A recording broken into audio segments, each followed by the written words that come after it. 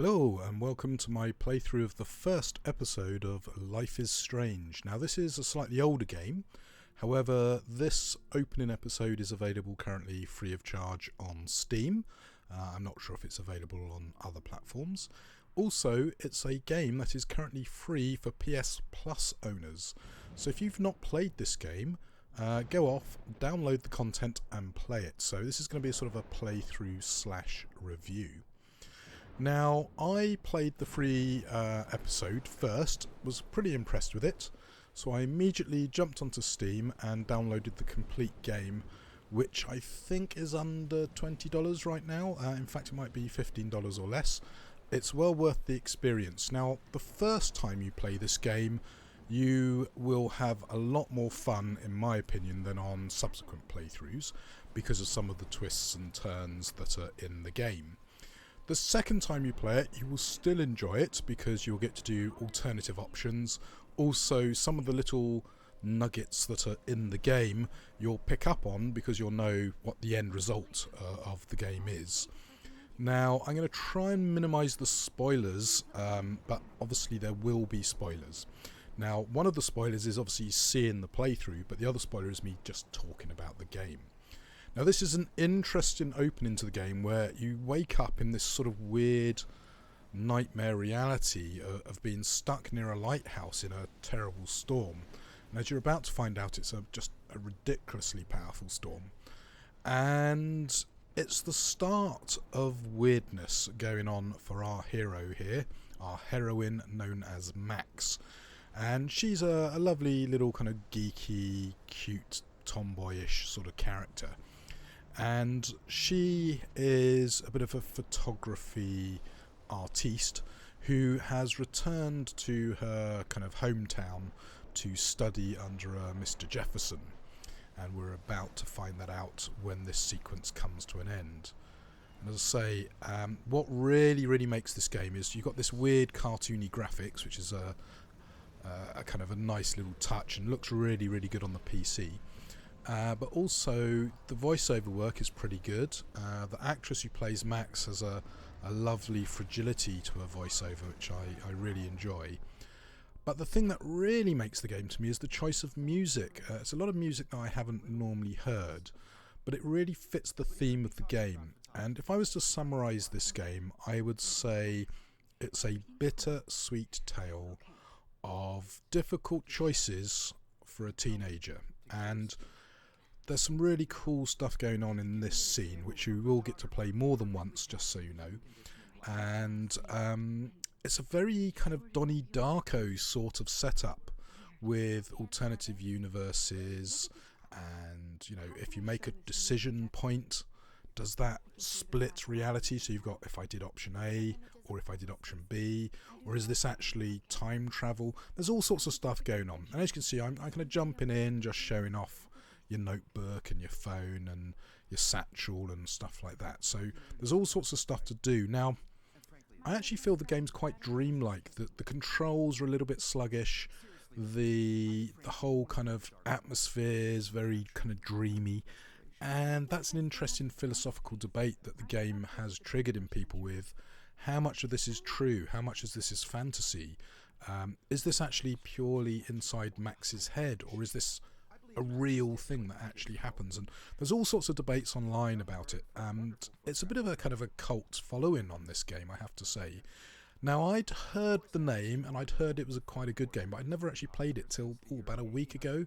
And as I say, I really am enamoured with it. It's a fun adventure game. Now, if you're into Twitch shooters and tactical battle games and things like that, you're probably not going to like this because it's a very slow, thinky, thought-provoking game. And trust me, I don't care how tough you are, there are moments in this game which should, in theory, make you shed a little tear. There are some really emotional moments, and it can make you think, and should I have done something different? And that's one of the things that this game does really well.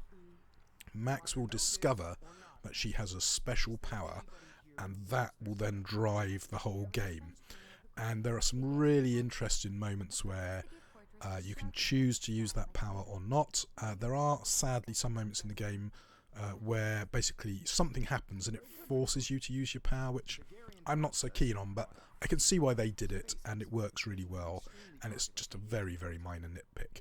I mean, I think this is a modern classic, and as I say, it's not going to be for everyone because, you know, it can be a little bit sluggish and pedestrian in places, but I like it. It's Twin Peaks meets Donnie Darko, the computer game. It's fantastic, and it was by two directors, if I remember correctly, and you can actually download their commentary, which is basically a series of video clips where they talk about the game and some of their decisions and stuff like that. And I have to say, if you don't like this game, well, maybe you just don't like adventure games, but if you love adventure games, I think you'll like this. But there's no real fighting, there's no real massively difficult puzzles. There are a couple of slightly annoying puzzles where you have to think a little bit laterally, but you know, it's not ridiculously mind-numbingly brain-burning. I think you probably are going to want to play this game at least twice, because at the end there are some key decisions you need to make, and that will affect the kind of the end game that you play. You might want to play it more than that, because you can actually make lots of different decision points, and you're going to discover a little bit of a secret here. Kate, who's this upset young lady here, she's getting bullied over a video, and she has some very interesting decisions to make. Now, this is actually my third playthrough of the game, and I have to say I'm tempted to not intervene, shall we say, too much in Kate's story, but I'm finding it hard to do that because I love the character of Kate. She's a great little character in my mind. Now, there are some little fun unlocks here where you can take photos of various things. You can hunt them down. Also, when you finish an episode, you will get various sort of checkpoints where it say you did this along with X percentage of people. So it might say, oh, 60% of you chose to talk to Kate, 40% of you chose to tease Kate, or something along those lines. Now, it is the sort of game where you wander around, you look at stuff. Sometimes when you look at stuff, it will trigger the ability to interact with it or to rewind time, which is basically the power you're going to discover very shortly. Now, what I find a little bit odd about this game is there is no definitive this is the right path. The developers have been very canny about saying what they think the correct outcome of the entire game is. So again, that filters into some of the online debate as to what's correct. You know, if you do this, is that the right decision? If you do that, is that the right decision? And if you think it's the right decision, do you then discover it's not the right decision? And as I say, it can be a real brain-melty game if you want it to be, if you want to think about some of the philosophy that underlies the game. And I think that's, as I say, why it works well. The art style, for me, is great. I mean, it's not brilliant, as you can see. The graphics are good without being stellar. The voiceovers, I think, are really good, so well done to the voiceover talent. And as I say, the music's what's really going to make the game. Now, obviously, I can't play the music because of copyright and stuff like that. However, I believe some of the music is available online on YouTube, so I have actually included in the description a link to the playlist for the game. So just click play on that whilst listening to this, and hopefully you'll get a bit of a vibe of the game. And as I say, it's got some really nice guitar riffs and various artists doing the music, and there's a beautiful piece of music when you leave the classroom and she puts in her earbuds and the music kicks in, and it's little touches like that where I think they've done a really good job. So in the game proper, she's going to move across, lean up against the wall, and we get some music kick in. And you've got some nice little introductions to some of the characters you're going to interact with in the game.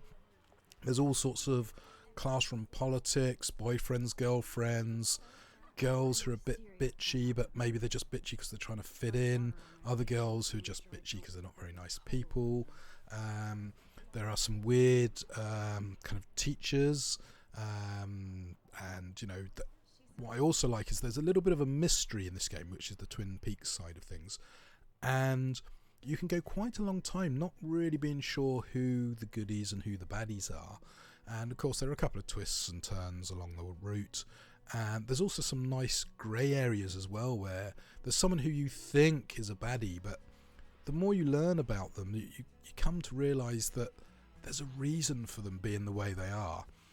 And does that really make them actually a bad person, or are they as much a victim as the victims of, you know, what they're doing? And as I say, there's all sorts of little nice touches in there which really work well for me personally. I really enjoyed that. And here you go, here is our missing person, the lovely Rachel Amber, a nice young lady who seems to have posters all over the place, and she's actually, without having any real presence in the game, gonna be quite a strong character, as you will come to discover as you play through. And there are all sorts of lovely little hints and touches as to who she was and what's happened to her and stuff, and you have to play the game to find out more. And yeah, it works really well. You've also got some great characters here, like Dana, the classic cheerleader babe. There's some real fun stuff with her. And then, you know, you've got your other nerdy characters like Stella and our artistic friend, who we will be meeting shortly, whose name escapes me right now. Unfortunately, being the kind of slightly chubby kid, he is subjected to the jock's attentions in an unfriendly manner. Oh, here he is, Daniel. Yeah, great little artist, Daniel. Lovely character. Unfortunately, you know, he's not cool, so he gets picked on by people like Logan and so on. And you'll find out that a lot of these characters belong to something called the Vortex Club, and there's an interesting couple of little elements around that will develop as we play through various episodes. Now, if I remember correctly, it's 5 episodes in total. For my first playthrough, how long did it take me? Oh, I think it was about 15 hours. So, you know, pretty good value. I've played it through more than that. I'm well over 24 hours of play, and I've then got this bit, which, what is it? Almost 2 hours to play through this entire episode.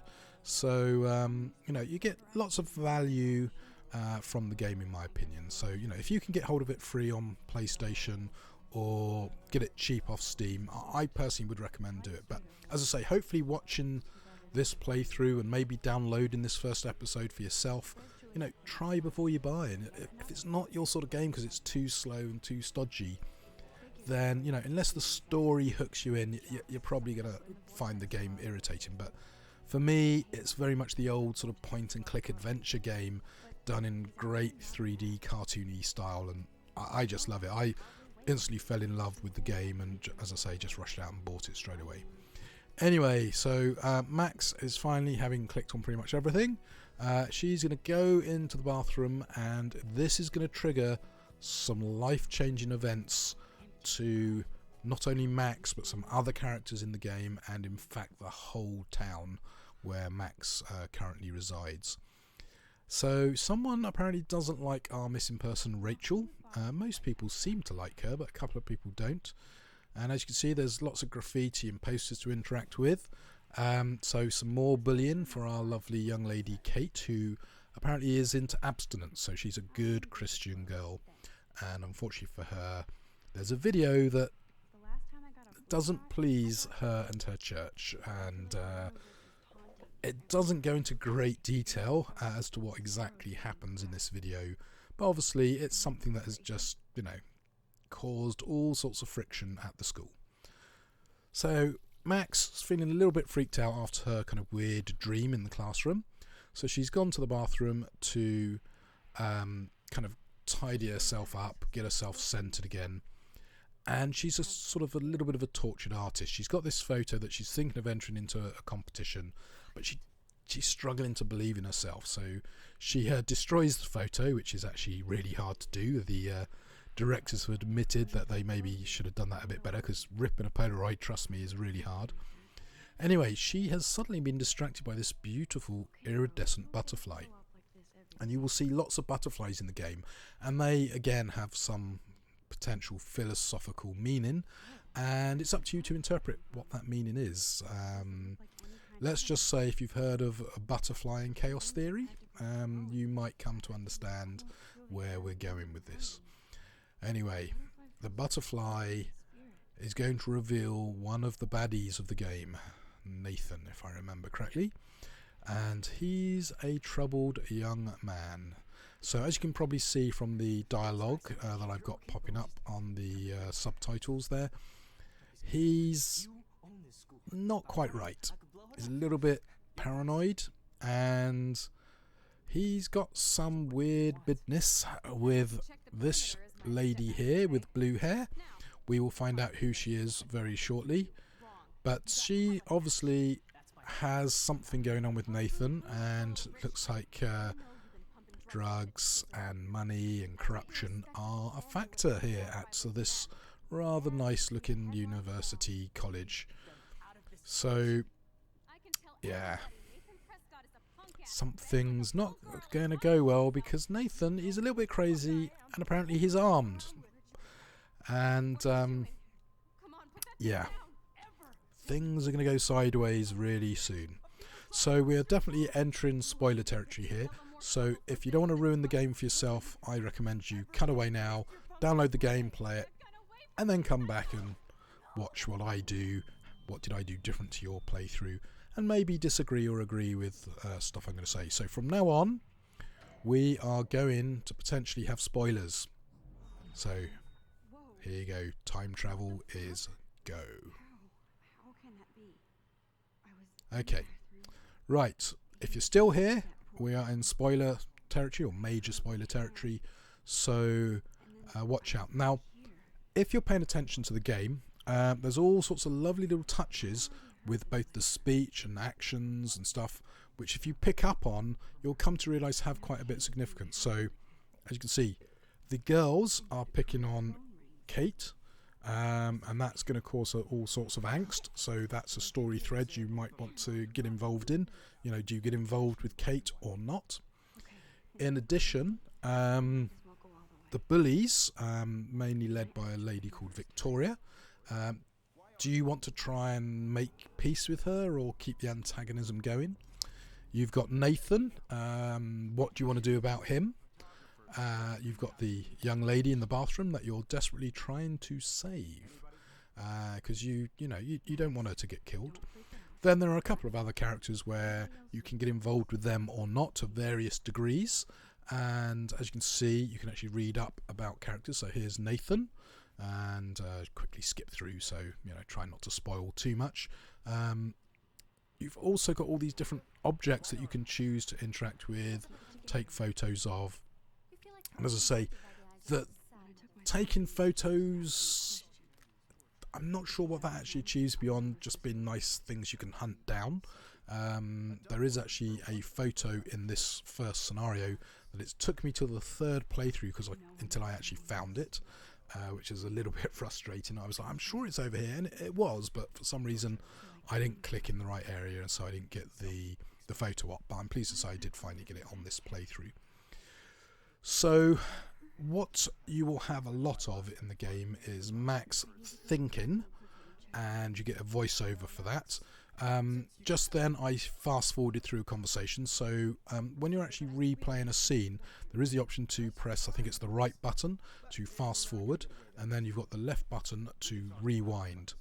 So it's great that you can start manipulating time, and the designers actually talked about this as to whether this was a good or bad thing. Does that give you less or more choices? And they've actually, from testing, have seen that a lot of people, they can rewind and choose to do something different. But if you're a bit like me, you might want to try and make the right decision first time. So you might deliberately leave the choices up for a while you have a really good think about it. And even though you can rewind time to fix a mistake if you make one, you don't potentially want to do it. And as I say, if you've played through the game more than once, you will come to see the time travel thing as an interesting crutch. Is it something you want to use, or is it something you want to avoid using? And again, that's another interesting decision point in the game.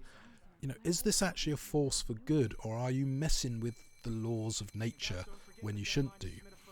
And as I say, there are all sorts of little touches all the way from this opening scene all the way through to the very final scene. There are all sorts of little touches which you won't pick up on your first playthrough, but the more plays you have, the more you start seeing the little bits dropped in here and there, and also you will interpret things differently. Like, someone saying something will mean something on your first playthrough, but on your second playthrough will mean something different.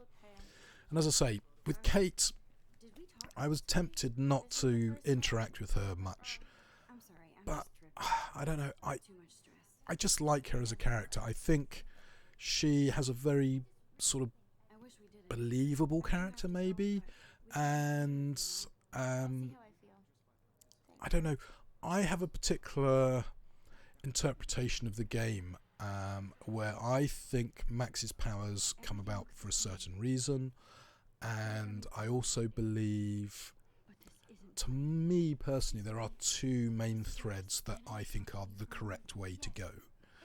That doesn't mean I'm correct, but to me, because it's not been defined by the developers, it's correct. So in my opinion, I tend to play a sort of a paladin type goody two-shoes person. I don't really like being the evil person. I mean, playing Mass Effect, the renegade choices I find really difficult at times, because sometimes they're just horrible. So I, in the game, tend to go with the good choices. I am trying to be a little bit antsy in places on this playthrough, but I am finding it really, really hard work. So as you can see here, you've got a dialogue choice whereby once you've had it, it unlocks an alternative conversation, so you can rewind time and go with a different choice, and that triggers different options. So as I say, again, another nice little touch by the designers there to introduce you to the powers. And as I say, this first episode worked really, really well for me. It was, there's some interesting stuff going on here. I'd like to hear more about what's going on. Now, the downside, as I say, where the developers have left things fairly open, it can leave you a little bit frustrated with a lack of, shall we say, closure, because they don't say, well done, you've achieved this. It's more of a, here's a sandpit, here are a couple of options, pick which one you think's the correct one. And as I say, it's a very brave move, and I think it's why the game is so popular. But as I say, I have seen negative criticism that the game can lead to some frustration where it leaves too much for you to resolve. But I mean, I love that. I love films, for example, where the ending can be ambiguous. Is it a happy ending? Is it a sad ending? Well, it's up to you. You can interpret it as, the boat sails over the horizon and sinks, or makes it, or catches fire. You can make up your own mind. I love that sort of as an idea. Anyway, we're going to get to do a bit more time manipulation here. I'm going to pick up the hammer, and I'm not going to use it in time, so I rewind time, but I do manage to keep the hammer. So let's set off the fire alarm and rescue the lovely blue-haired lady from Nathan the Psycho. And, of course, that leads us to potential consequences. And as I say, a lot of the game is going to be about living with the choices that you make.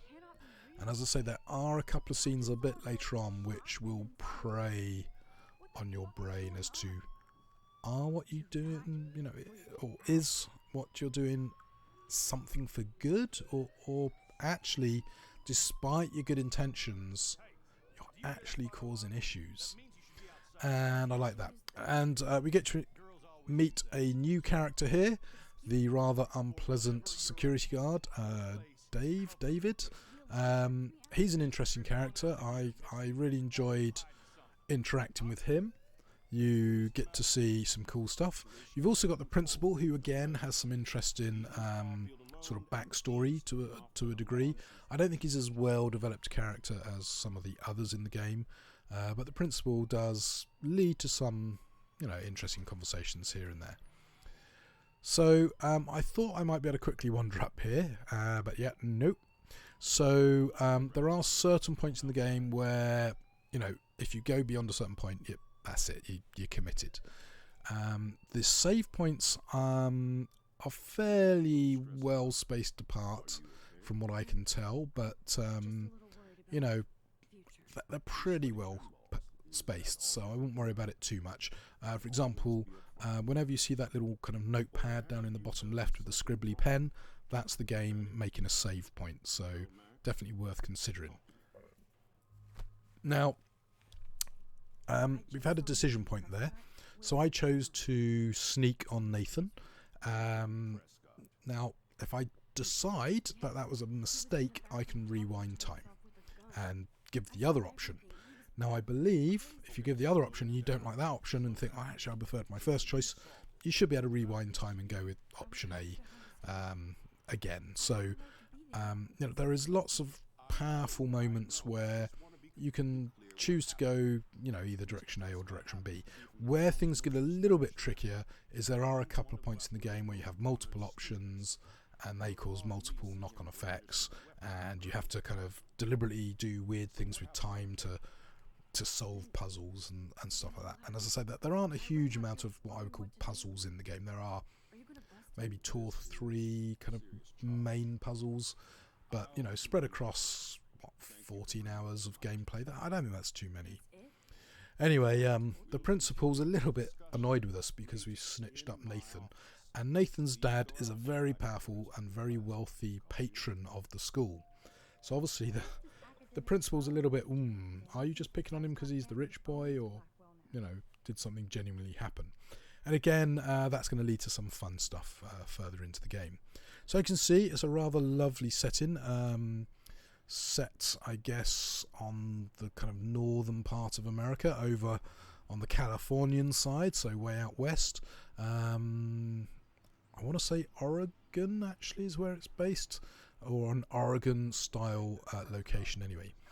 Now, when you're wandering around, there's a lot of this stuff you don't actually need to do to drive the story forward, but I think if you don't take the time to immerse yourself in the world, you are going to be missing out on a lot of the game. Now, as I say, because this is my 3rd playthrough, I am deliberately going for certain options, and there are a couple of interesting bits that I missed on my first playthrough that I was really keen to play on my 2nd playthrough, and it does give you a different vibe to the game. So as I say, it's definitely a game I think worth playing twice. Depends how much you love it as to whether it's worth playing a 3rd time. Now, if you want to sort of minimise your time playing, you could choose to go back into a section and replay that section, taking different choices. So once you finish the game, there is the option to reload your save, for want of a better word, and cherry pick various decision points in the game. There is also the option to find the photos without affecting your game save. There is a, collectible mode, I think it's called, where you can jump in. Now, whether that's on the PlayStation, I don't know. The main reason I'm actually covering this is because I believe it's today that the PlayStation gets this game as a freebie if you've got PS Plus. So I will actually be downloading a copy of this on the PlayStation, because it'd be interesting to see how it's different on the PlayStation to the PC. Now, this version I'm playing on the PC is not a Windows version, it's actually on Linux, or GNU Linux, and as you can probably tell by the screen capture, I ran it full screen but shrunk it down, so it's basically a 1080p output, but I slightly shrunk the video footage down just to basically help with disk space, because this is a rather large capture, being almost 2 hours. Now, basically, what I think Max comes across as is a very nosy, intrusive person. She can run around and kind of rummage through people's gear and drawers and stuff, and quite often you can do that with no implications, but there are certain points in the game where you'll be fiddling with stuff and the character will be like, hey, stop looking at my stuff, or I'm not going to talk to you now because I told you not to look at that and you did. So that's quite interesting as well, that it encourages you to rummage and do that. I'm going to click on everything, but occasionally that will actually backfire on you. And as I say, the detail in the game I think's great. I mean, is it needed for the game? Not really, but it helps you buy into the setting, and as you can see, it's got that, as I say, slightly dreamy look to it. You know, it's nice weather. You know, the colours are nice. And as I say, I'm not sure if they went with this cartoony sort of look because it was less resource heavy. I mean, this with full photorealistic rendering, I think would be pretty amazing. And it's also the sort of game that you could imagine being a film or TV series, and it would work.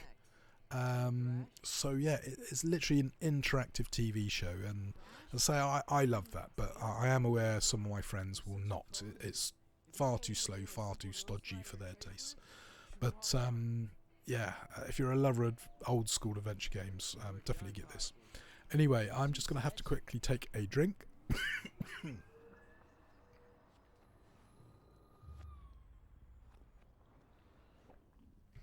Okay, so we've been speaking to Justin, the skateboarder, who doesn't think we're cool because we don't know the lingo. So we've decided to cheat fate and rewind time, and then based on our knowledge of the conversation we've just had, we slip in some words, and he now thinks we know what we're talking about, which of course is a lie. And again, that's another philosophical debate. You know, with great power comes great responsibility.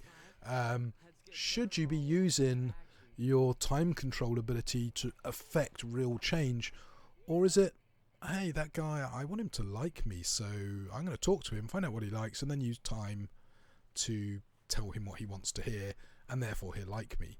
And you can do the same with the girls as well. Anyway, by speaking to various characters, you will get to learn more about various characters in the game, in particular the infamous missing person, Rachel. So it is worth talking to people and exploring from a story point of view as well. But just be aware there are many elements where you'll think, why am I wasting my time doing this? But to me, it's not a waste of time. It's part of that immersion, part of that engagement with the reality of the game. Now, if I'm going to criticise the game, one thing I'm not so keen on is Max is meant to be an 18-year-old girl. I personally think she looks a little bit young for an 18-year-old girl. Now, obviously, yeah, I'm not saying she can't be 18. You do get, you know, petite, young-looking girls. But I personally have seen some cosplay of people who sort of have a similar look, but, you know, obviously are a little bit older, a bit more mature looking. Now, the girl with the blue hair, who we're going to find out what her name is very shortly, she, to my mind, does look like a young 18-year-old girl. So that's my only criticism. However, having said that, it works quite well for the character that she's this young, naive, slightly fragile, artistic, nerdy girl. And she's struggling to be popular because she, you know, was born in this place, but she went away and she's come back to study at senior school, I guess. And she's struggling to fit in and find a place. And, you know, a lot of these characters have a history and a connection that she's missed out on. And I can't remember, is it 6 months? I think she's been at the school about 6 months. And she's struggling to find her feet when she discovers her little powers. And she's very enamoured with Mr. Jefferson, the art teacher. She also quite likes the science teacher, who you can choose to speak to or not. She's not sure about the principal. And as you can see here, you've got a choice to talk about Mr. Jefferson with some of your pupils. And, you know, there are a small amount of main characters. Obviously Nathan is a big factor, the blue-haired girl is a big factor, Mr. Jefferson's a factor, Victoria, one of the slightly bitchy girls, is a big factor, and the security guard. Finally, you have Kate. Now, some of these other characters, depending on which episode you're in, have bigger or smaller parts, but those other characters I've just mentioned, they tend to pop up quite a lot throughout the game. There are also some other fairly major characters who will appear from episode 2 onwards. They do get a little cameo in this episode 1, but you don't really get to interact with them at all. That young lady, she reappears quite often in the game, which is a nice little touch, which I hadn't really noticed on my first playthrough, but you'll spot her a bit later on in the game and think, who's that? And then, you know, she's the girl who was lying on the grass in this first episode. And again, I love little nuggets that they've dropped around the game there, where you might miss it on the first playthrough, but on the second playthrough you think, hold on, isn't that person from that scene? Or wasn't that over there in that scene? And as I say, it's fantastic fun. Now, what I also like is sometimes with the dialogue, if you happen to know the answer, you can just take a guess, get it right, great, you don't have to use your power. But if you do get it wrong, just rewind time, get the right answer. I happen to know who the photographer of the D-Day photos was, so just answered it straight away. Some of the other questions I answer right the first time is because I played the game before. And another discussion about Rachel. So that's at least 3 people now that we've I think it's 3 people. 3 people now that we've interacted with who have a connection with Rachel, and there are going to be more people who have a connection with Rachel. And as I say, Rachel is, the Twin Peaks character, the young, attractive lady with a dark secret, potentially driving the whole story. And what that secret is, you will find out as you play. As I say, I got to be a little bit careful of laying it on thick about Twin Peaks, because it's Twin Peaks-esque. It is not Twin Peaks. It's, major spoiler, her dad didn't do things to her. Anyway, as you can see here, I've run back to the fountain because I forgot there are various points in the game where you can just sit down, get a nice little guitar riff in the background, and you get to talk to yourself a bit and sometimes reveal a bit more of the story. And then once you've done that, you just sit there and the camera sort of pans around and shows you different aspects of the environment you're in. And it's just a lovely, totally unnecessary touch where you can just sit down and get to view the setting from different angles. And I just think it's a lovely little touch. And they do talk about a lot of this in the director's commentary. So I know it's available on Steam as a free DLC once you've got the game. I'm not sure if you can download it if you've just got the episode 1 content, so you might have to actually buy the game. But yeah, it's definitely worth a watch in my opinion. And just add a couple of little extra minutes of entertainment. So I'm trying to get the fountain to trigger here, and for some reason I'm being a total dweeb, so I will get it in a sec. So we got another photo op, here you go. So if you want to hunt down all the photo spots, it's something that can take quite a lot of time, or it can be quite easy like that. That was relatively easy. Anyway, I think I'm almost done here. There is a gentleman I believe I haven't spoken to over on the right here, and then that's pretty much going to be it for this area. Now there is potentially other bits in the area that I could have interacted with, so that's something you could discover for yourself. So I'm not doing 100% spoilers, but as I say, if you've watched this far and you're worried about spoilers, well, I have spoilt quite a lot already. I'm trying not to do massive spoilers, but something might slip out and I do apologise. But hey, it's the sort of game, as I say, that your first play will make a big impact on you. So try and avoid finding out stuff and then, come back and watch this and see how you feel your impression of the game is versus mine. Now, when you're playing the game, as I say, there are some interesting ideas, I think, scattered around, and you might twist and turn a bit on what you think's going on. Now, I started to form an opinion as to what was going on, and I thought, yeah, but that doesn't feel quite right. There's got to be a twist. And then a bit later on in the game, I thought, hold on, is it actually this? And that second guess was actually ended up being correct, and I got that a little bit earlier than maybe the game was expecting me to. Doesn't really affect the gameplay, because a lot of the gameplay is just discovering what's going on and, as I say, choosing when to do a rewind to change events. And as I say, that's why some people are not so keen on the game, because there are a couple of choices where you're sort of, is this really a choice? And I think you're missing the point of the game. A lot of the game is about the journey, not the destination, in my opinion. However, the destination's pretty cool as well. I really enjoyed the ending where I got asked, what are you going to do? And I thought, oh God, what am I going to do? Because on the one hand, I think I should do this. surely that's the right decision. And then there's another part of me saying, no, that doesn't make any sense. Surely it must be that. And I really enjoyed that. And having played it in one big stint, I played the first episode, I downloaded the game, I think I then ate, and then I got back into the game and I played it non-stop with basically no break. So pretty much 10, 11 hours straight, all the way through to the end. So as I say, it got its hooks into me and I really, really did enjoy it.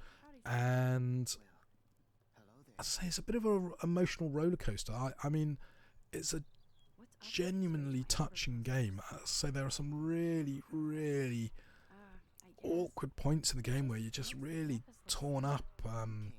Like, do I do this or do I do that? And either option's not good. I mean, it's like I don't really want to do either of these choices. And then there's another choice where, choice A is just really, really horrible. Choice B is good, but it's still going to impact you, unless of course you're a stone. So, if your heart is a stone and you're cold, it is after all just a game. But if you choose to let the emotions get to you, it can be quite a weepy game. As I say, it's very bittersweet, very bittersweet. As I say, the journey is interesting, not always comfortable, and the destination, that's a real doozy. So enjoy the final scene or final part, I guess, of the game in episode 5. So we're about halfway through my playthrough, and it's going to be really hard for me to keep talking without going into major spoilers. So it's going to be difficult for me to keep going without risking letting something slip. So final warning on the spoilers. Now, we've interacted with a character there who, throughout the game, there are some fun little bits where you can choose to interact with her or not, and it's quite amusing when you do, but equally, do you need to? Maybe not. Well, welcome to Queen Bitch Victoria. Now, she's a really easy character to hate, particularly in this first episode. She's a real nasty piece of work. But again, in classic kind of shades of grey, there's a little bit more to Victoria than this Queen Bitch Ice Queen that we're dealing with here. And you will, depending on how you interact with her in the game, will depend on your opinion of her as a character. As I say, with many of the options in this game, you've got option A or option B. Some of the characters, you've got kind of maybe as many as 4 options of how you deal with them.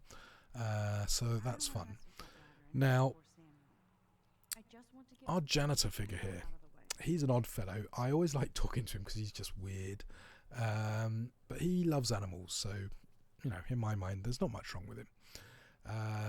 And he is going to let us get a little bit of payback on Victoria. And you can choose as to, how you deal with that. Do you wish to pay back Victoria and rub it in her face, or do you want to offer a little bit of an olive branch to her and try and get her back on your side? And that is an interesting character. Victoria, I think, is a fascinating little character in and of herself. And as I say, that's where I could see this being a fantastic TV or film where there are multiple aspects to many of these characters, and depending on how you play, it will depend on which aspects you see.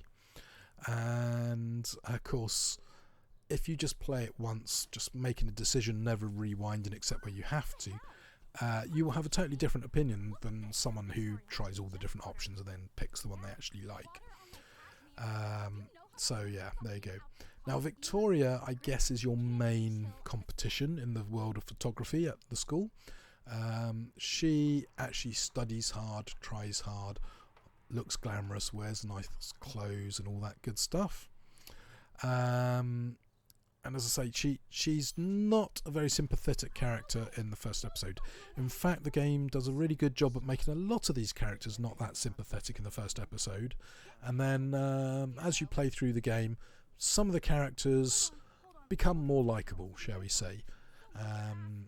And yeah, Max is feeling a little bit righteous here, having got some revenge on Victoria. So here we go. How are we going to deal with her? Are we going to be nice or are we going to be a bitch? Let's see.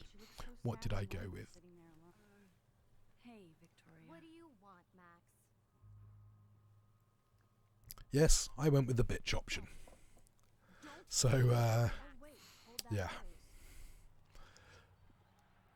Yes, a little bit of payback. So, political shenanigans are go. And I love the face on Victoria there where she's like, oh my god, I've been hoisted on my own petard. And of course, Max is torn up with guilt. Maybe she shouldn't have done that. But hey, we don't have time to be soft. We have a mission to get on with. So this is where we get to discover the girls' dormitory. And there's quite a lot in here that you can actually do, to be honest. We will revisit this location on a couple of occasions. You've got these lovely little kind of bits outside your room where you can potentially interact with them. There's also a fun scene a bit later on in the game revolving around the ladies and also the washrooms, and yeah, that's for the future. You get to have some interesting dialogues. There's some really fun little references to films and art within the game. And here's another thing you can choose to do. Do you choose to interact with Kate's room? You know, you can leave the bitchy, bullying messages there, or you can choose to kind of put a slightly more hopeful message there. And there are a couple of occasions where you can interact with these whiteboards, and they're quite an enjoyable little kind of bit of extra detail. Now what we are doing is we are actually looking for our male friend, Warren. Now Warren has asked us to bring him a flash drive, which he's lent us, so we are going to have to try and find that. But I'm just wandering around looking at stuff first. You'll also notice that there are a lot of windows to look through, and sometimes you get something interesting from that, sometimes you don't. It's always worth having a quick peek, in my opinion. So, welcome to Max's room, where there is a hi-fi, a guitar, posters, a computer, a potted plant, a mirror, which of course is a photo op, so don't miss out on that. And there are some nice little bits in here, but I did wish there was a few more options in this room, which would have made this room even more fun. But yeah, it's a nice environment. It gives you a really good feel for who she is. She's someone who's obsessed with photography. She's still a young kind of girly girl, despite being a little bit tomboyish.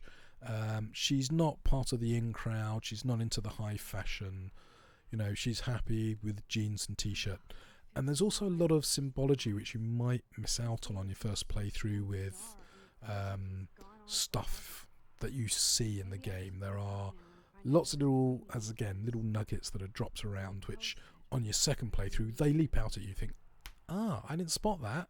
That's linked to that. Oh, that's interesting.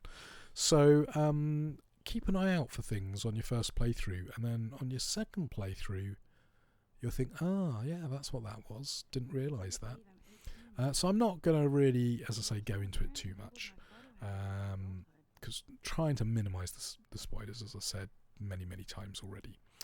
Now, we've been lent a book by Kate. That's interesting. That will play into how we interact with Kate. Now, we get to discover someone from Max's past here, a lady called Chloe, who was her best friend forever. And we are feeling a little bit guilty because 4 or 5 years ago we left to go to Seattle, I think it was, and we sort of did a bad job at staying in touch with Chloe, and that's going to gnaw at us a bit, and we're going to see some payoff from that as we play through the game. Now, when you use the hi-fis, you get some of this lovely music. Now, in the background, I can currently hear some lovely guitar strumming. I say it's a real chillaxy sort of vibe to the game. It's very dreamlike. I really did enjoy my first playthrough, but I found my second playthrough fascinating because it's like, okay, that I didn't really spot that the first time and stuff like that. Now, with your plant, be careful about watering it. If you don't water it, it's going to die, but plants equally don't like too much water. How much is the right amount? You're going to have to play to find out, because trust me, if you don't water the plant properly, it's not going to be a happy plant. Anyway, we are pretty much done in this room, so at some stage I'm going to find a trigger point that leads me on to the next part of the adventure. And as I say, if you just want to speed run the game, you can skip a lot of this unnecessary stuff. And oh dear, a little bit of drama going on here. So Dana is in trouble for some reason. Now, we will get to find out that it's, let's say, involves a boy. And it's very amusing. I do enjoy this. So, Juliet, another one of the cheerleader girls. So, slightly sarcastic. So, everything's cool. That's why I've locked my friend in the room. Anyway, as you can see, apparently the boyfriend has been inappropriate with her friend, and she's found out, and so she's flying off the handle. So you are now going to get to the difficult position of working out who her name is, so too late if you didn't want to know. Now, I happened to guess that on my first playthrough, so I didn't have to rewind it.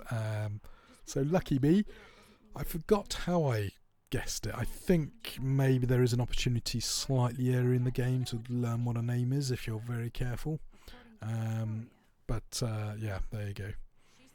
Now, Zachary is in a little bit of trouble, and because we've had this interaction, we can now go off and do something else, which is basically go into Victoria's bedroom, which is a scary place because she is our sort of nearest thing to an arch enemy in the girls' side of the game. Obviously, Nathan currently is our main male anti-hero. So, again, lots of stuff to interact with in Victoria's room. Necessary to the game? Not necessarily. There are a couple of choices, like do you want to mess up her photos or not? Depending on what you do, could have implications.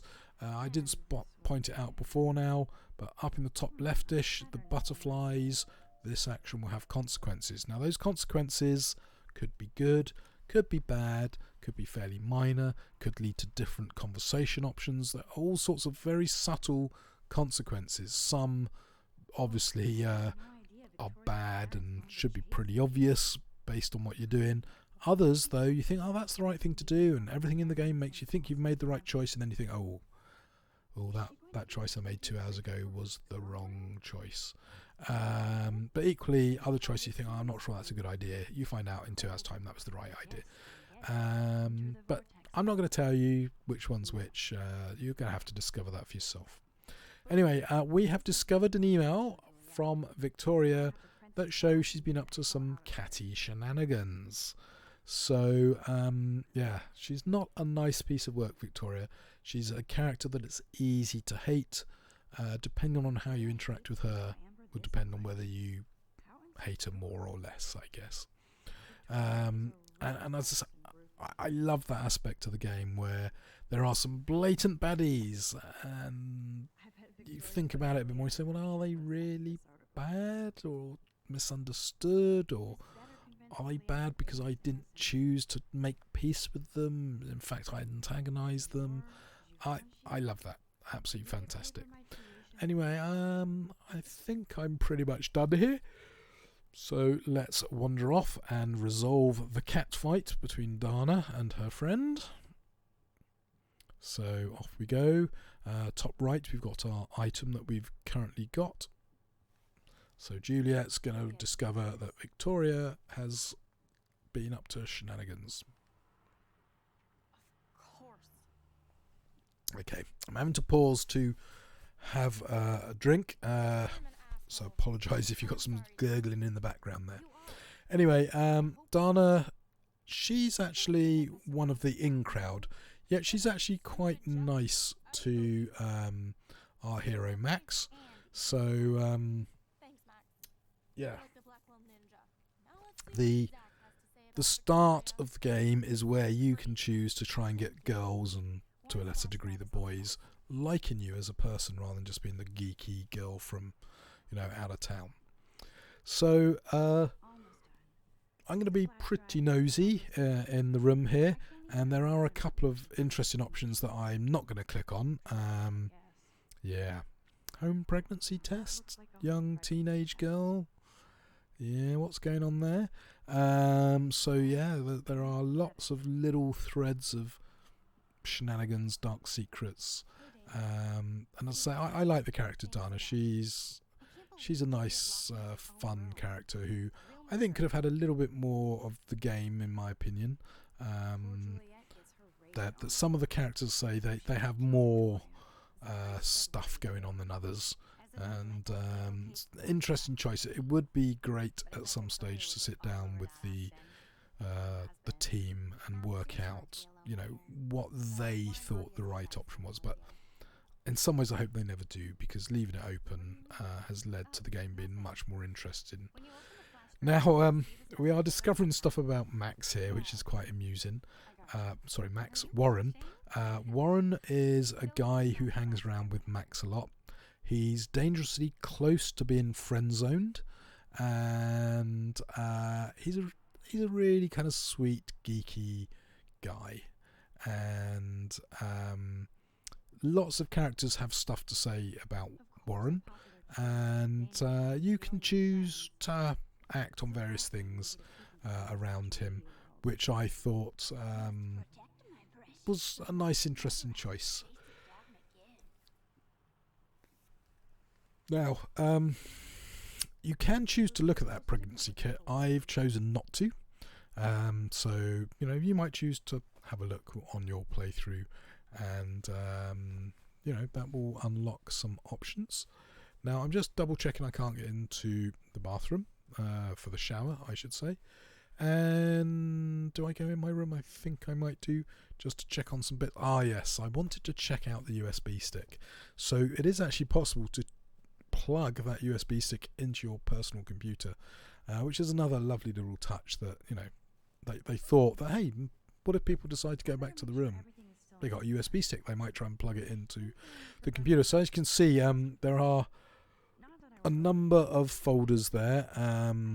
I didn't necessarily choose to explore further there, so I'm pretty much going to make my way slowly back to the outside world so I can interact with Warren, and that's going to trigger some fun little bits which will see us into the home stretch of episode 1. So we're well over the halfway point now. We are discovering quite a lot about the world, various characters, what they think of Max, what they think of each other, who are the potential good people, who are the bad people. And as you see, Warren, he's sort of one of the good guys. He is rooting for Max, and Max and Warren have a really, really good relationship. And as I say, as part of the gameplay, you can explore what that relationship is. Is it friend zone? You got a boy, you got a girl. Could it be something more? And that's one of the choices that you might be able to explore. And here you go. Here we get our interaction with what is it? Elisa, is it? Alyssa. There you go.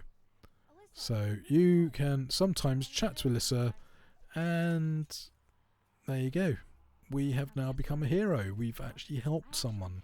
We're not just using our power for our own gain.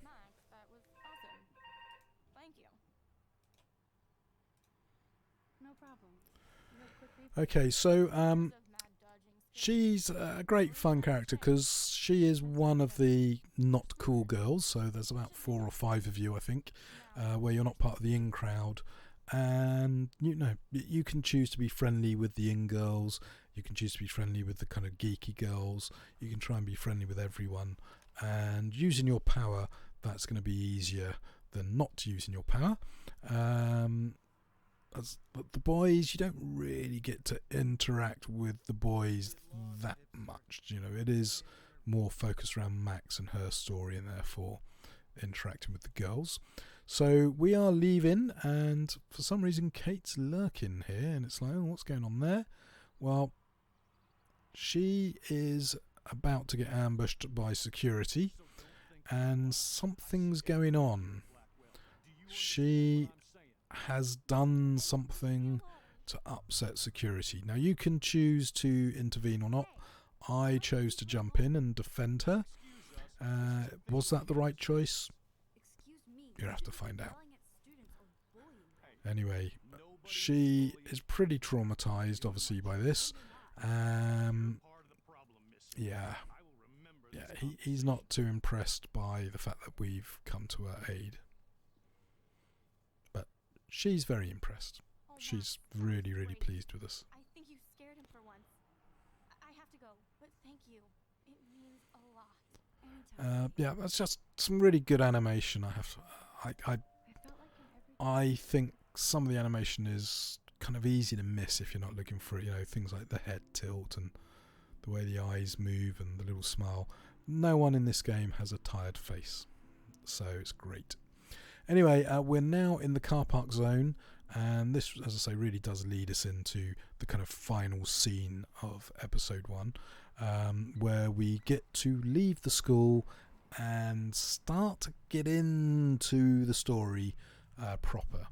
And I think this is a lovely introduction to the game. You get to see the environment, you get to see most of the main characters, you get to feel a vibe of who Max is and what's going right for her, what's going wrong for her.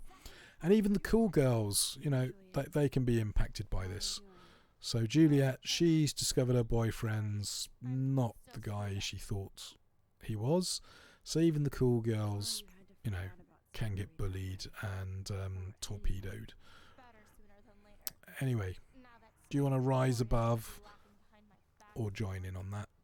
That could have been a much more interesting theme to discover, where you could deliberately be a little bit of a stirrer, maybe deliberately cause a rift between Dana and her friend. That could have been interesting. Maybe that's going to be something they might look into for Life is Strange 2, which apparently is coming. I believe there's talk of it being a prequel rather than a follow-on. That could be interesting. Anyway, there's some lovely little interactions in the car park here, which again are very easy to miss. I think I did miss one on my first playthrough. Can't remember whether I did it in this playthrough or not, but make sure you have a good look at things in this game, because if you miss them, you'll get to the end and it'll say, oh, 70% of people did this, and you're one of the 20% of people who didn't. And then, the other percentage, 10%, did something different. So some entitled jerk has parked in the handicap bay, and it's wound up Max. And she spotted a cute doggy. Yay, cute doggy. Oh, well done. He looks a little bit, a bit Cujo. Yeah. Okay, yes, I believe I did interact with this bit, so yeah, a layer of dust begging for a finger, so let's draw on it. I love little touches like that. I'm not sure what the consequence of that is. Apparently there is a consequence. I can't remember what the consequence is just now. Yeah, maybe I haven't done that before. Anyway, lots and lots of posters, and a big red SUV, and also Warren, who apparently has a new car. Look at Warren in his way back. So Warren is He's a brave man. very pleased to see me. I'm unfortunately, for Warren, absolutely oblivious of his excitement at seeing me. So I will go over to him soon, put him out of his misery, poor thing. And there's Warren. Did he actually buy Oh, friend zone denied. Here's your There you flowers. go. Thanks. He's a great character. I love the Warren character. He I think we could say he's got a little bit of a candle. He's holding a candle flame for our young lady here, Max. And, you know, there are lots of conversations around Max and Warren's relationship. And, yeah, but there are some nice, interesting twists and turns on the road where things can go different directions depending on how you deal with it. Yeah. Now, he's a sort of science nerd guy, but he's relatively cool with it, I guess, for a geeky kid. But yeah, we're about to have some consequences from some of our earlier decisions come to haunt us in a short while. And we also finally get to find out who the girl with blue hair is. So, spoiler alert incoming.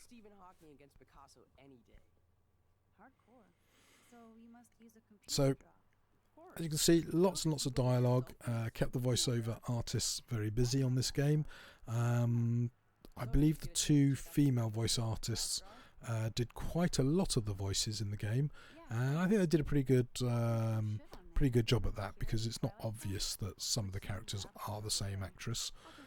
So well done. You know, the artists, the audio, the music, the voiceover, everything I think is on point with this game. There's very little not to like the game for, from, in my opinion, a technical point of view, as long as you're happy to accept this slightly cartoony art style. Anyway, yeah, we looked at the USB stick, so we know about various shenanigans with his USB stick, and you get some great dialogue about films of variable quality and taste. Anyway, should be any moment now where we get interrupted. Maybe it comes a little bit later than I remember, but it's pretty soon. Yeah, Max is concerned. She's come to realise she potentially can rewind time. This is obviously not a natural thing. She's witnessed the death and, for want of a better word, rebirth of a young lady, traumatised by the bully with the gun. So she is a little bit on toes here. Ah, here we go. Here comes Nathan. He's not very happy with us. And, yeah, he's pretty sure we were hiding in the bathroom. And, of course, he knows he had a gun. We know he had a gun. And he's threatening us, which Warren, bless his cotton socks, isn't so keen on. So he will valiantly intervene. Let's see how that works out for him, shall we?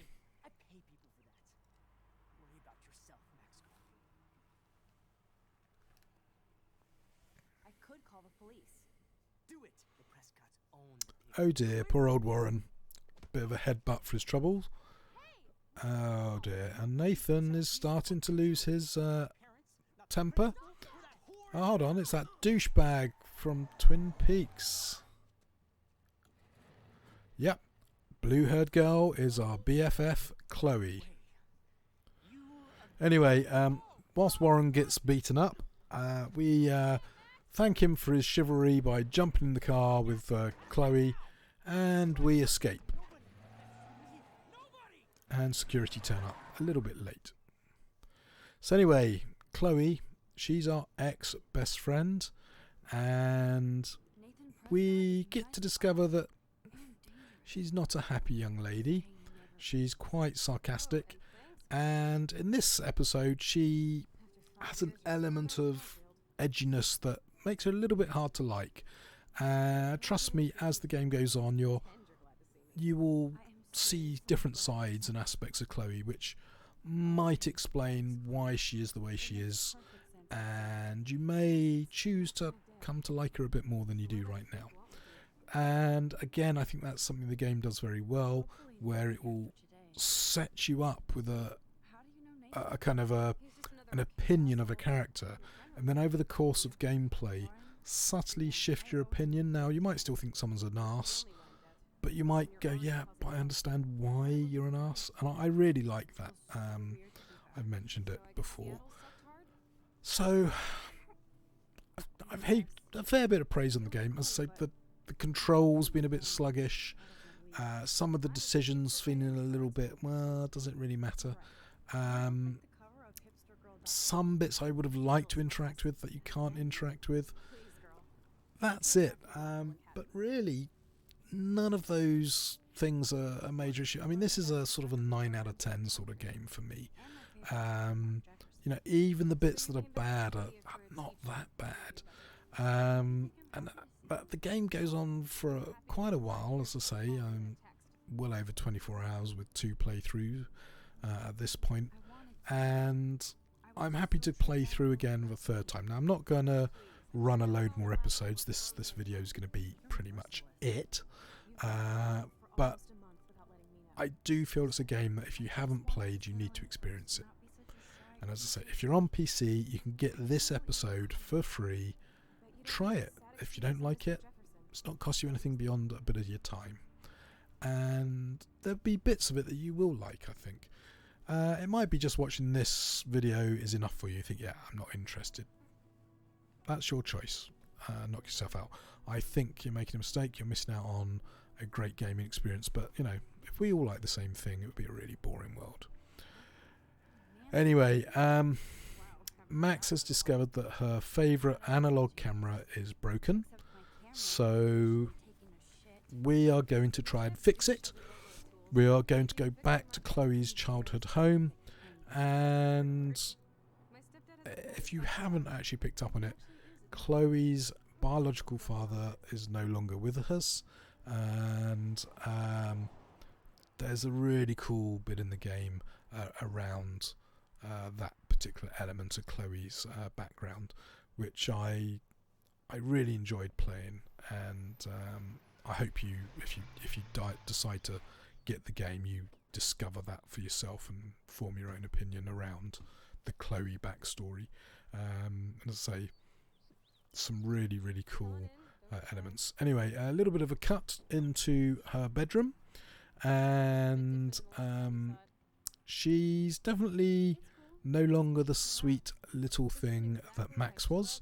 She's more grungy, more punk, more angry, more druggy, a troubled child. And Chloe's story is interesting because you might recognise this photo from a particular poster.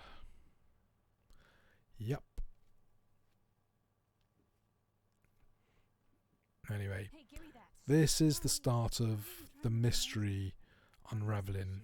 Chloe had a strong attachment to our missing person. In fact, I think there's a strong angle to say that Rachel was Chloe's love of her life. It's played in a slightly ambiguous way, where maybe it's just her new best friend forever. And we're starting to hear some of Chloe's backstory. She lost her father about the same time she lost her best friend because Max moved away. She then discovered Rachel. She's also now lost Rachel. And her stepdad doesn't have a good relationship with Chloe. So she's a troubled young lady, and as we go through the episodes, as I say, you will find Chloe's antics either spoilt brat, or you'll come to have some empathy and pity for Chloe, and she could well become your best friend. She's a great character. I think she's got great animation. She's got some really cool dialogue. She does unfortunately have to say a hell of a lot of bad words,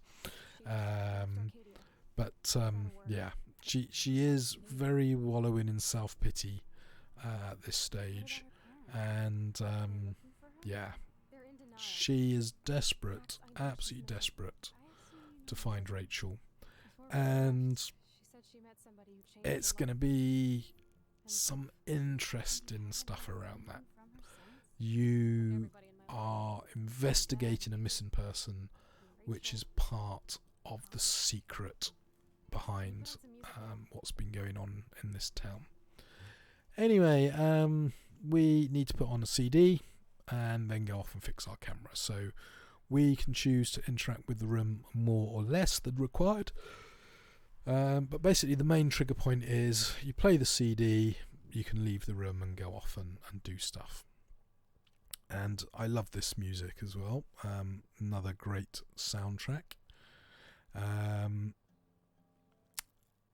And whoever picked out the music, I mean, big props for you. It really sets the mood. Music has a way of cutting through and invoking a sort of mental image, and the wrong soundtrack at the wrong point will change your opinion of a particular scene. And very whimsical, very bittersweet soundtrack really builds on what's already in the game. And yeah, I just love it. Being far too arty and lovey for some people, but yeah, it's just a beautifully crafted game. Hardly anything wrong with it, apart from, say, maybe being a little bit slow and stodgy for some people. But yeah, I love all that. So by being nosy, you can often get some really cool insights as to the motivation of characters and what's happened to them. Now, that is Chloe's dad. As I say, he's no longer with us. He died tragically in a car crash. And that's going to lead to some very interesting stuff later on in the game. I have to be aware. Now, I flicked through those photos a little bit too quickly. But yeah, Chloe is a little bit wild, a little bit unruly. But, you know, her heart's in the right place, really. So, I'm wandering around here, and I actually did discover something I've been looking for ages, which is one of the options, which is to deal with the bird who flies into the window. And for some reason, I just missed it on my first two playthroughs. I knew it was in here somewhere, but I just couldn't find it. So anyway, you can choose to ignore the bird or do something about it. So I've rewound time, which hasn't moved me away from the window. So I'm going to quickly open the window, and the bird, rather than flying into the window, actually flies into the room. So, yay me, saving the animals. And I'm sure that bird would make a right mess of a room, so I was hoping I could persuade it to leave the room, but sadly it would appear not. So anyway, time to be a bit nosy, and then we'll go downstairs and try and get the tools we need to fix the camera, which will lead us on to, you know, the closing elements of this first episode. So the nosier you are, the more likely you are to find out some backstory, which will maybe influence things. We haven't quite worked out who the stepdad is yet, but you know, if you're a sensible games player, I'm pretty sure you've worked out who he is by now. But Max has not quite pinned down a name to go with the person. But she made an interesting observation there that Chloe's not a big fan of her new stepdad, but Max has seen some evidence that maybe he's not all bad. Now, is that true or not? There's not much evidence of it. He's a bit of a bully, he's a bit paranoid. Play the game, do different choices, you'll find out who he is, what makes him tick. Is he a good guy? Is he a bad guy? Is he maybe a bit of both? Find out for yourself. It's a lovely bit of exploration in the game as to find out who the stepdad is, also to find out what's motivating people like Victoria, for example, and what's motivating Chloe and Max as well. Some really, really cool little interactions. So lots of little bits where you get to do flashbacks, some pointless interactions. Just lots of lovely little touches everywhere. I'm going to be repeating myself a lot, I know. It's a long video, and you can't really heap enough superlatives onto this game. It's an absolute classic. I say, I'm hoping from watching this you've worked out whether this is or isn't worth your time to download and play. For me personally, I think it would be a shame for you not to give it a go. But, you know, if you're not into this sort of game, you're not into this sort of game. But the artistry, the direction, the storytelling, okay, in places it is cliched, in places it is a little bit obvious, but the whole package is just brilliant. So well done, and thank you Square Enix for publishing the game. Now, with regard to part 2, I believe Square Enix is still the publisher, but potentially it's a different developer, which is a little bit weird. So I'd like to find out a little bit more about that, because it would be a shame if the second game doesn't work as well as this first game did. Now, I'm going to be looking for more info on that. At the moment, it's pretty much, I think, 1 or 2 screenshots of, yes, we are working on something, yes, it will be coming out. I'm hoping they continue to support Linux, because there are a growing set of game publishers bringing out really good games on Linux. And, you know, whilst you can use Wine and Steam on some games, it doesn't work for all. And I'm really enjoying playing some of my Steam collection on Linux. You know, it's a huge step forward compared to, 8 years ago, where sometimes just getting Linux to run on kit could be a real pain if you wanted to do this sort of stuff. I mean, it was fine for just general web browsing and server stuff, but for playing games, it was very behind the curve. Now, talking of which, Vulkan is a great new graphics engine. Or drivers, a bit like OpenGL and stuff like that. I'm looking forward to seeing how that develops, because there's some really good support for Vulkan in Linux, and if game developers write for Vulkan, it will work across Mac, it will work across Windows, it will work across Linux, and we won't have this really horrible situation where games work in Windows but nothing else. I'm looking forward to those days.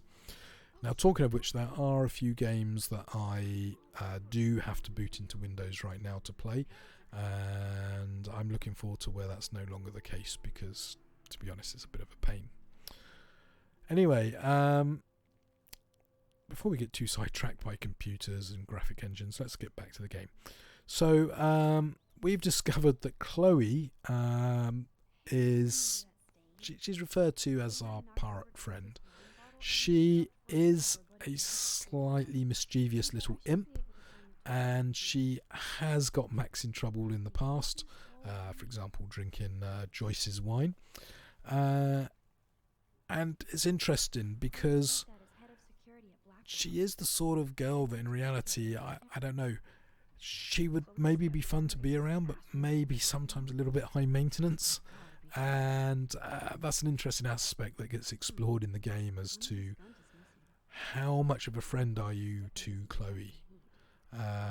You know, so far we've rewound time to stop her getting shot by Nathan. How much more are you prepared to do for her? You know, that's going to be fun. Anyway, we're coming up to one of the points where you have to use your power. This is a sort of a, without your power, you can't progress beyond this scene. So I'd rather they'd minimise those. It would have been nice if we could have done something slightly different. So I am going to potentially try that on here, because I'm pretty sure I've tried to do something different, but it just doesn't work, if I remember correctly, until you use your rewind power. Then you can do what I'm about to do, which is turn on the tumble dryer, let the tools fall to the ground, and then pull out a sheet of cardboard which the tools have fallen onto to get your tools back. Now, if I remember correctly, you can't slide that bit of cardboard under the desk until you try and get hold of the tools, and then realise it's not going to work and have to switch to you know, winding back time to enable the option to appear. Now, there are bits in this area that you can choose to look at or not. I've chosen various options and I'm now leaving. In your playthrough, you might want to explore some different options, not look at certain things, look at other things. And sometimes just subtle little differences like that can actually make a fairly major difference to your experience of the game. And as I say, even choices made right back here in episode 1 can have significance later on, I think. So again, really well done. Reminds me of the best of other systems, like, you know, Mass Effect when it was going great, Dragon Age was going great, and to me that's a compliment to put this in with that, because two of my most favourite games are Mass Effect 1 and Dragon Age Origins. This is right up there with those games. Where would I place it related to those two? A close third, I think. It's, you know, for me, probably Mass Effect 1, followed by Dragon Age Origins, followed by this. But we're talking degrees, you know, kind of 9.5 out of 10, 9 out of 10, 9.1 out of 10, that sort of thing. Anyway, Max is a little bit bummed out because she can't fix her camera. That triggers us into looking at photos, and Chloe spots something and thinks, hold on. Yeah. She's worked out that we were in the toilets where Chloe should have got shot. Yeah, so nice little plot twist, and that Hella, get used to us saying that. If it annoys you now, it's going to annoy you for the entire game. And there's a nice little nod to that in one of the episodes, so enjoy that moment when it happens. Anyway,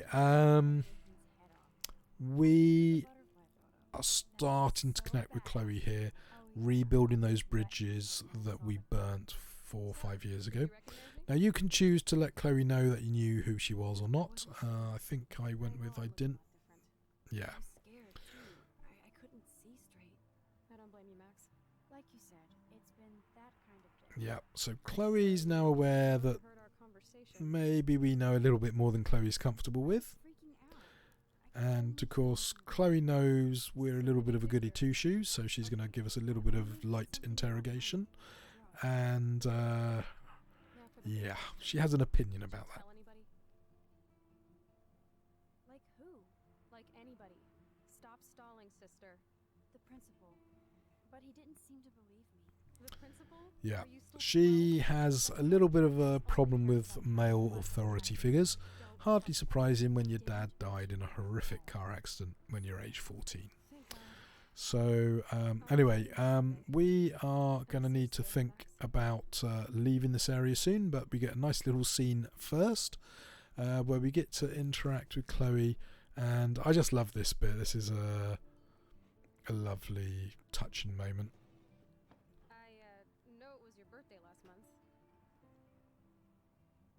Now again, really subtle little animation there, which, you know, if you think about it, her dad died when she was 14. It's her dad's camera. She chooses mentally to give it to us. So yeah, that was a great little bit of animation where she pauses and shrugs her shoulders. To me, it says quite a lot without saying anything. So yeah, she's now going to be typical little teenager. Now there's some great stuff here where Max is awkwardly geeky. Anyway, Chloe's boogieing away. Max is feeling a little bit awkward. And of course, photo opportunity can't be missed.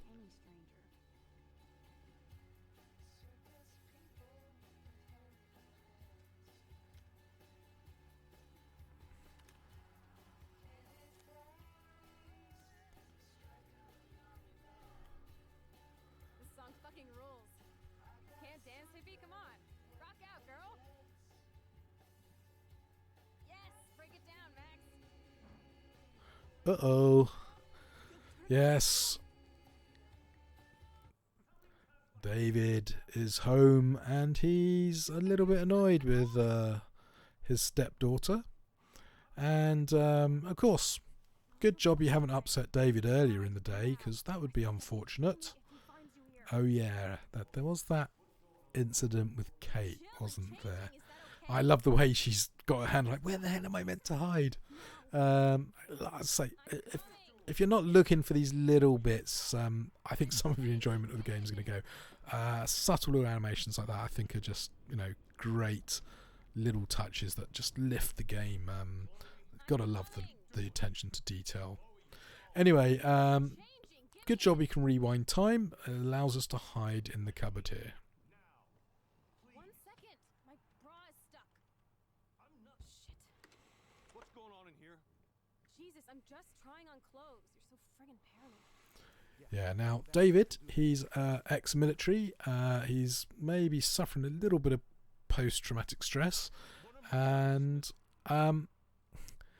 he's a guy trying to do right, allegedly, but he is a character it's easy to dislike, and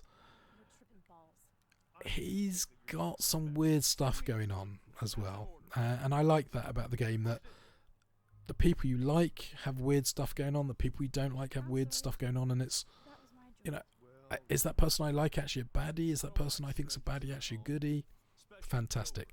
Anyway, I chose to be noble and rescue Chloe from her father. If you do the other option, you get a different screen here, and therefore a different interaction with David. And again, that could have implications further down into the game. Maybe it does, maybe it doesn't. Anyway, Chloe's feeling a little bit braver, care of Max. And yeah, she's got some real attitude problem towards her stepdad. If I see you here again, you'll learn all about So, yes, what's Chloe been up to?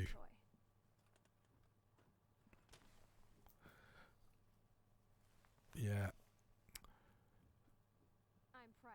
Oh dear, she has a gun. What could possibly go wrong? Well, we'll find out. Now, she definitely has an issue with men.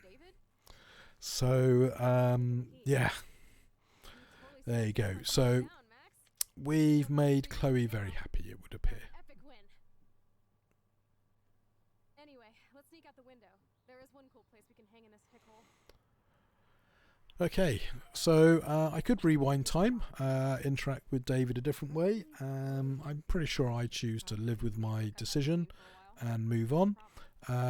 You can interact with Chloe as I've done here, or you can choose just to leave. So, I chose to have a chat with Chloe because normally I just leave at this point. So I just felt like mixing it up and seeing some extra options, which is great. That even on your third playthrough, if you can potentially be still discovering some new bits. So depends on how thorough you are, I guess, on your playthroughs as to how much you see of the game. On Steam, I think there are about 60 achievements, I want to say, and I think up to this third playthrough I've unlocked about 40, so I've got about 20 more to go. There are lots of bits in the game where you can do these photo ops, and it's quite easy to miss some of them, particularly if you're sort of doing a little bit of a speed run through the game. So take your time, soak up the ambience, and appreciate this gem. So anyway, we are now definitely approaching the end of the game. End of the episode, and it does a beautiful job at compartmentalizing the game into 5 separate little stories that all link into each other. It does have that TV thing of previously on Life is Strange, and give you a little preview. You then get to play the game, and then on the end you often get a nice little cutscene leading you into the next game. But I do like this sequence. We get to return to the scene that we encountered right at the start of the game, where there was the big storm, and yet in this particular instance, we've got a beautiful, dreamy environment, totally different to that savage, stormy location we first discovered on loading up the game. So anyway, you can look around for bits. There are potential things to take pictures of.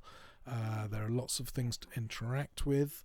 And I know there's something around here I want to interact with, but for some reason I can't find it, so I will have to come back to this location, which has added a little bit to the game.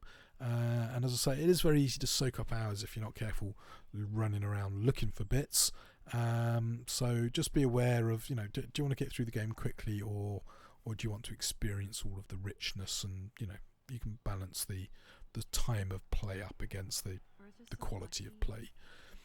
And I just love the lighting effects. If I remember correctly, I've got this game set to max detail, max anti-aliasing, tweaked the gamma slightly. So there are quite a few little graphical options you can play around with. And there's lots of nice little hidden things like this weird set of symbols behind the building. So be on the lookout for things like that. They are frequent occurrences. And there are various mysteries which I'm not sure if they have any purpose beyond they're just something there to catch your attention, make you think that there's going to be something later in the game. Other bits look fairly insignificant, and they are actually in fact significant later in the game. So I do like the fact that they're, as I say, scashing these little nuggets around, and sometimes they're things that progress the story and move into new interesting areas. Other times they're just purely there for colour. Anyway, this is the area that we live in. It's a very cute area. I'd imagine it's a little bit unpleasant in winter, but as it's sort of late summer, it's a beautiful day and a great view. And yeah, we will get to experience that in a bit, because I've just remembered there's something I need to do. There is a photo op that for some reason I missed, and it's frustrating me. I know it's down here somewhere, can't quite remember where it is, but worry not, I will find it. There's also some weird writing on the slats there, which I was hoping if I could get the right angle I could actually work out what it was saying, and I think I give up in the end. But yeah, there is obviously something written on that board. It could be an interesting message. Anyway, the little butterfly gives me a clue that there's something around here I should be looking for. And yep, another opportunity to get a picture of a bird. Now, is it the same bird? Yes, it's the same bird that we rescued from the bedroom. And yeah, They haven't updated this site that since the could have 1980s. significance, or it could be nothing. Anyway, let's run back up to the top. So as she goes there, wobbling around with her arms, delicate little thing she is. Anyway, look at that. That's a lovely view. I mean, how can you not like that? That's great. And some of the lighting effects, like the shadow coming off her head, very subtle. Hopefully you can spot it on the video. Looks great. Anyway, another photo op, and time to trigger the end scene. So it's quite a long scene, so enjoy what happens. And I really love the way this episode closed down. It really, as I say, drove me into thinking I want to see what happens next. Have a seat, Pete. You're in a good mood. Seeing my step dork get played makes me happy. Anyway, we have a little bit of a discussion here.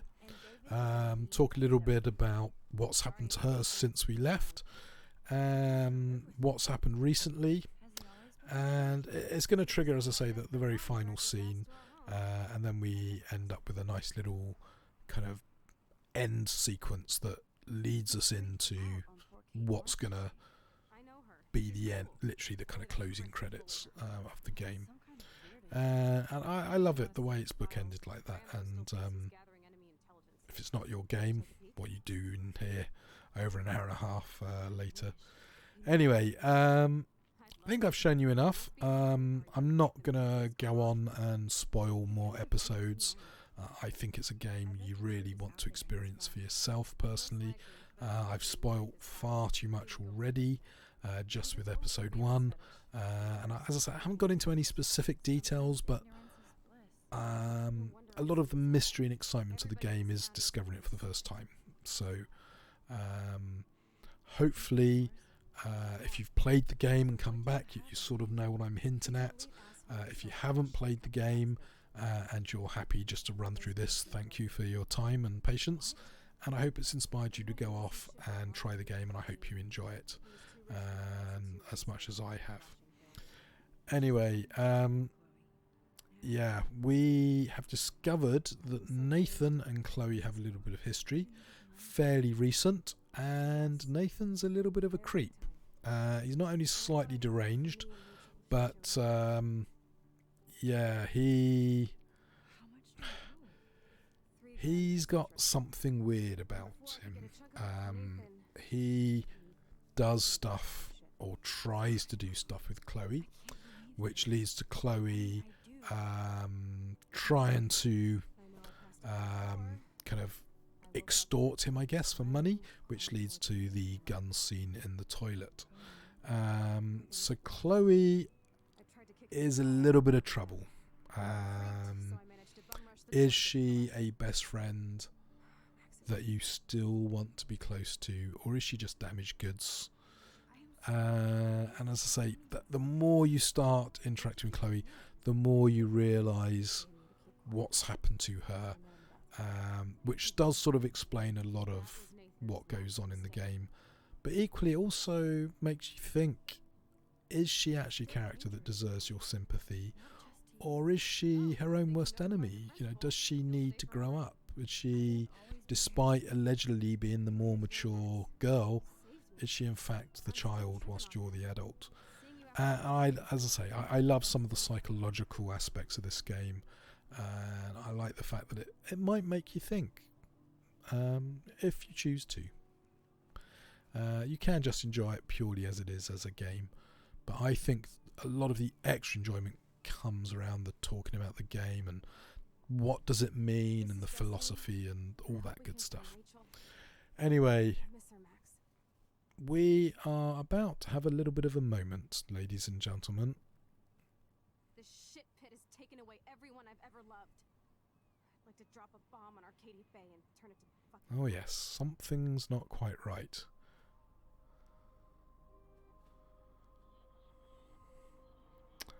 And we're back to where it all started. We are by the lighthouse with a massive storm, and we are about to find out a couple of interesting little bits of information. Yes, ladies and gents, there is a weird ghostly doe. What's that all about? That's a little bit weird, don't you think? Maybe it means nothing. Play the game, find out.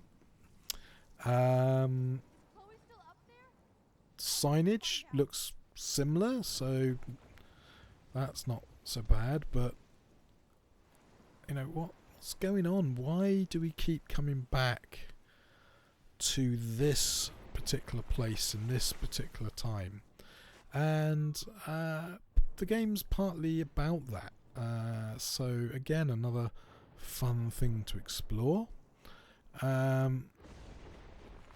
This kind of graphical engine looks so simple, but if you look carefully, there's lots of particles. I mean, you've got the raindrops, you've got the leaves. The art team did a great job, and I believe they do get commented on in the free DLC by the directors, where they talk about, you know, that actually quite a lot of effort went into creating this storm scene that looks, you know, fairly uncomplicated at first glance, but all those little bits flying around, they're kind of 3D animated items, and look at that for a storm. I wouldn't want to be standing that close to a monster tornado, especially when it can throw around boats and stuff like that. And you've got to use your time powers well here.